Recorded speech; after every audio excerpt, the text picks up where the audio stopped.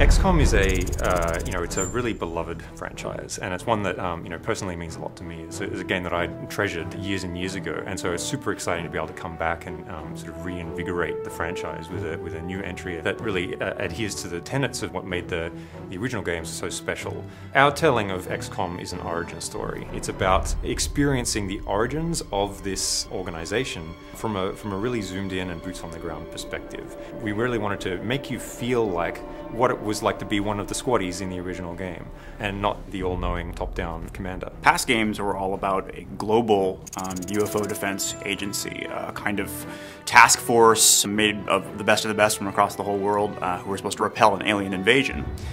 In XCOM, our game, which is its own kind of new origin story that follows its own timeline, XCOM begins as a United States federal task force built out of intelligence officers from the CIA and DIA. Their job is to repel an invasion from within the country. They're being infiltrated and they know it. We've taken a lot of the mythos that had been previously established and sort of reimagined it or re-engineered it, like sort of the very small, humble roots of the organization before it became this globe-spanning, globally funded anti-alien defense force. We wanted the aliens in XCOM to be unique and be compelling and surprising. Portray them not as your archetypical nasty, snarling monster alien, but by sort of looking to a very technology-based aesthetic. One of their primary goals in being here is actually to terraform our world, to transform it into something that's for them.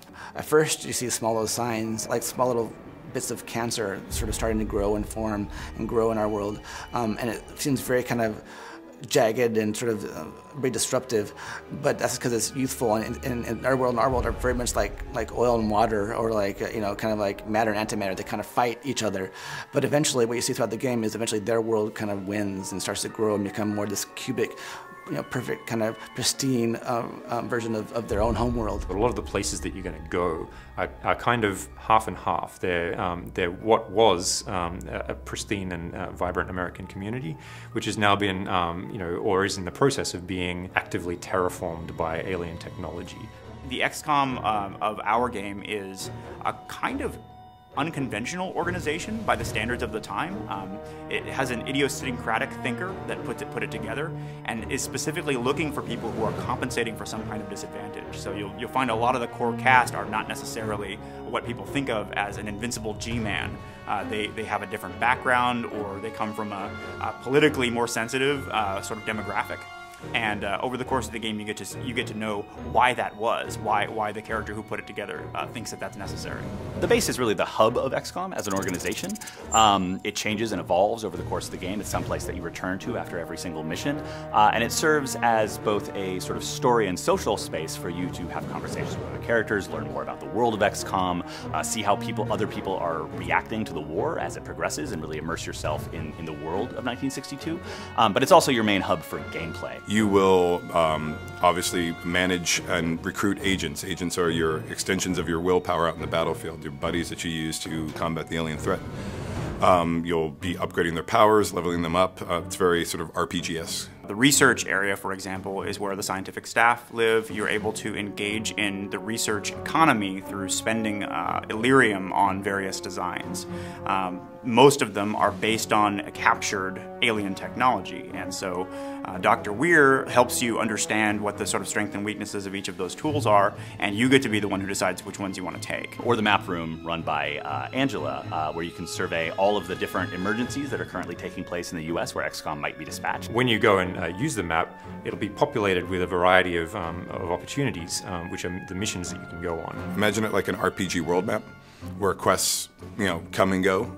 There's primary quests and secondary quests. There are backbone missions that drive the plot forward, and there are dozens of other kind of strategic opportunities that pop up. And if you take one, you may lose the other. The country itself will start to change over. You'll see where the outsiders have encroached across the map of America, where you've lost territory, where it's been fighting back. So it has a very sort of dynamic feel of the ebb and flow of the front lines. The primary impact of choosing one mission over another is economical, meaning it affects the core player growth curve. You can decide to invest in this piece of research and not that, or this agent power and this agent upgrade, and let another one atrophy. As a result, individual players can kind of customize the sort of array of options they've got in the field based on those choices, the choices inside the base. There's also like little mini quests in the base. There's sort of like side quests that go on. So you'll interact with the different characters, learn more about their stories. The central characters of the game, you can go and talk to them, and you'll have dialogue options, and you'll be able to basically mine out as much of the story as you want by engaging in these conversations. XCOM is a story about some real people, some people with flaws and conflicts, and they're thrown into this situation against essentially overwhelming enemy that it's difficult to tell if they can even be defeated. And only by assembling the brightest minds, the smartest people that the world has to offer, are you even going to have a hope of defeating this enemy.